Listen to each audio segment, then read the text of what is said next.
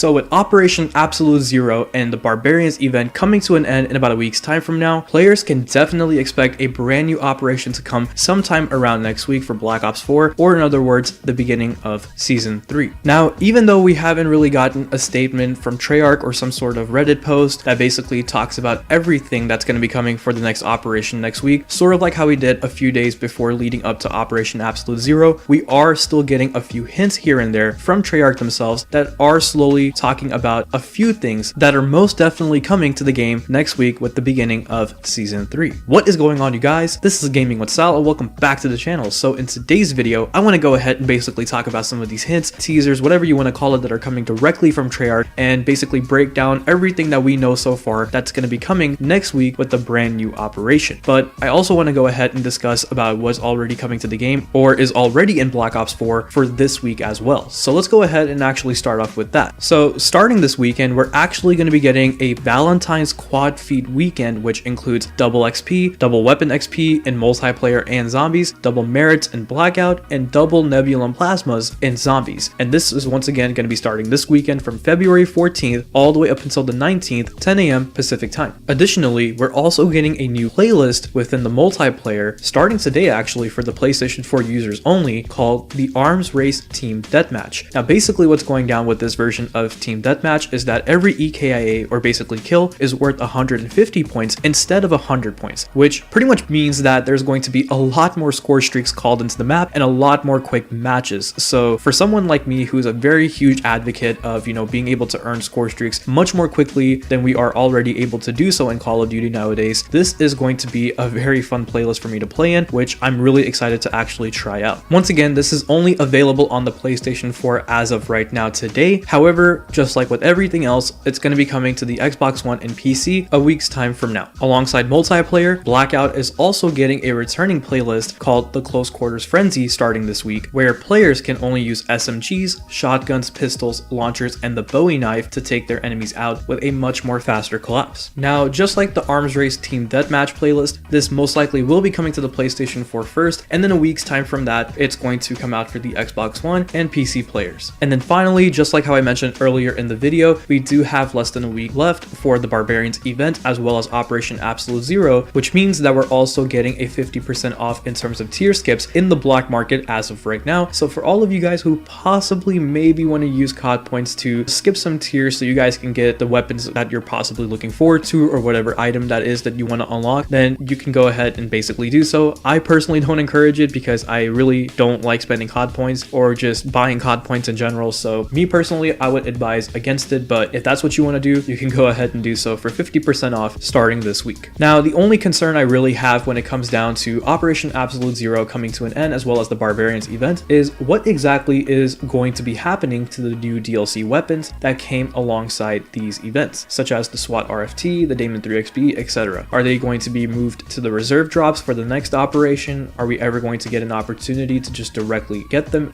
sometime in the future? I really don't know. We'll just have to see what happens when, the time comes for that and when the new operation begins. But since we're already on the topic of that, let's go ahead and discuss about all of the different changes that are going to be coming with the new operation, or like I said, in other words, the beginning of Season 3. So I'm going to go ahead and start off by talking about Blackout. So within Blackout, we're going to be getting a lot more different changes in terms of the locations on the map, as well as the addition of a brand new location, which a lot of YouTubers have already covered. I'm not really going to go into too much detail about it, but basically what the assumption is from the Call of Duty community is that we're going to be getting either Buried from Black Ops 2 Zombies or Standoff from Black Ops 2's multiplayer coming back as a new location, and that it's going to be located in the bottom right corner of the Blackout map, right in between where basically Turbine and the factory are located. And this is great in my opinion because when it comes to that area of the map, we really don't see anything going on besides, having like this desert type environment with rocks and shrubs. So in a way, adding a new location to this part of the map can really bring a lot more traffic to that bottom section, which in my opinion is really cool. So that's something that I'm really looking forward to. But alongside with a new location, there are a lot of different changes that are also going to be coming to different other areas of the Blackout map as well. So for the past week, a lot of, like I said, different YouTubers have been covering also about these different survey stakes that are planted within these different areas of the Blackout map as well. And these survey stakes are basically indicating that some sort of construction is going to occur in these areas of the map. Now, Now, Treyarch also went ahead and basically teased out all of this on their official Twitter account by posting a message saying, here's the plan, and basically highlighting all of these different changes that are going to be coming to the map. So there's going to be definitely a lot of cool things to look out for if you're a huge Blackout player. Of course, as a Call of Duty YouTube channel, I'm also going to go ahead and cover these changes for Blackout as well, even though I'm mostly a multiplayer guy, but stay tuned for that if you're interested in this sort of news. Now, for multiplayer, we're most likely also going to be getting DLC 2 with the start of this new operation, sort of like how we did with DLC 1 or Map Pack 1 for Operation Absolute Zero. Now, a couple of weeks ago, this DLC 2 map pack was already leaked out through Reddit or some sort of leak. I forgot what it was, but basically the leak said that the two new maps that are going to be coming out for all Black Ops Pass owners are a police station map and a casino map. Now, as far as the police station map goes, this was also once again teased out by Treyarch earlier today on their Twitter account, which showed off a few different portions of this map. So in a way, this leak is pretty much legitimate now, and that we can also expect that other casino map to be coming alongside with this police station map. And don't worry, you guys, that's not all multiplayer is getting. Apparently, we're getting a pretty well-known game mode from Black Ops 1 returning to Black Ops 4 that I'm assuming a lot of people didn't see really coming. And that mode is actually one in the chamber that was also known as a wager match, like I said, back in Black Ops 1. And for all of you guys who don't know what one in the chamber is, it's basically like free-for-all meets control with a stipulation. So basically what happens is that every player within this free-for-all match starts off with 3 lives. And they also go ahead and start off with a pistol only that has 1 bullet in the chamber, hence the name One in the Chamber, and you have to use that 1 bullet to take out your enemies. Every time you take out an enemy, you are awarded with 1 more bullet, and if you miss that bullet, you can still take out your enemies by just simply knifing them and earn a bullet that way as well. Of course, the last person to stand with all of their lives or a few of their lives is declared the winner. So it's a pretty cool, fun match in my opinion that was very enjoyable back in Black Ops 1, and if they're going to be bringing back, you know, these different wager matches, which is what One in the Chamber was part of back in Black Ops 1, then I hope they also go ahead and bring back other wager matches such as Sticks and Stones and, you know, all that kind of stuff. So yeah, it would be really cool to see those game modes also make a return here in Black Ops 4 and actually come to the game much more frequently, maybe, you know, dropping like a new game mode every week or every other week, just so players have a lot more content to work with. And then finally, before I go ahead and give my assumptions and thoughts about this new operation, Treyarch also went ahead and teased this new logo that they went ahead and made their profile picture on Twitter for a little bit, and no one really knows exactly what this new logo actually means, because it could very well be tied to a brand new specialist possibly, even though we haven't really been getting any teasers for a specialist like we did for Operation Absolute Zero, but it could also basically just be the logo of the new operation itself. We really don't know anything, but they went ahead and teased this, and as you guys can see in the background of this logo, you can see the loading screen for Blackout. So does this mean that this logo is only tied with Blackout as well? I'm not really sure. There's really no confirmation on what this logo is signifying here, but of course, as the days go by, we will be getting more and more information about this, as well as all of the other things that we don't know already about this new operation that's coming next week to Black Ops 4. Now, a few assumptions that I want to go ahead and share with you guys that I'm going to be making about this operation is that most likely we're going to be getting a new set of DLC weapons, even though it hasn't really been teased by Treyarch or showed off in some sort of leak or hint or whatever you want to call it that's coming directly from them. And the reason why I feel this way is because, well, when you look at Operation First Strike, even though we didn't really get new weapons, we still got a pretty cool weapon variant for the ICR. Operation Absolute Zero, we got 3 new weapons and 1 new weapon with the Barbarian event. So I have no doubt in my mind that they're going to be also releasing new weapons when it comes to the next operation coming next week. Once again, we don't know which weapons they're going to be, and we'll have to just wait and see whenever we actually get an official teaser or trailer for the next operation or some sort of, you know, blog post from Treyarch themselves. And just like how I mentioned earlier very briefly, I really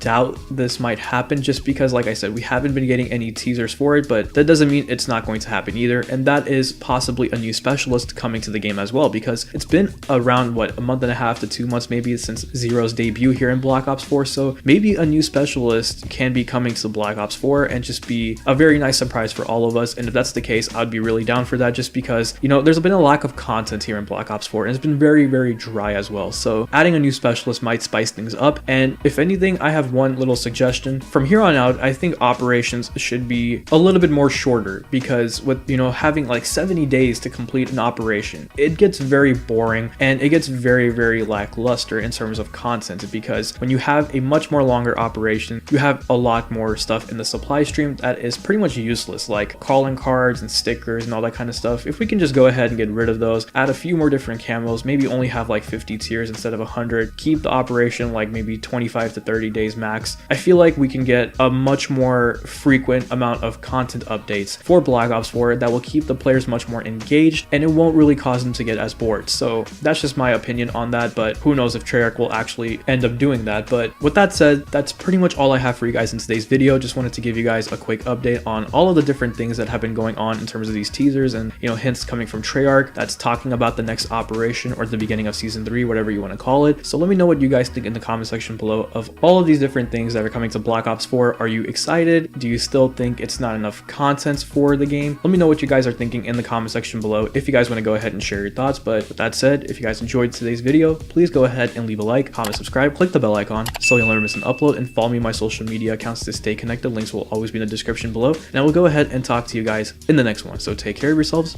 and bye.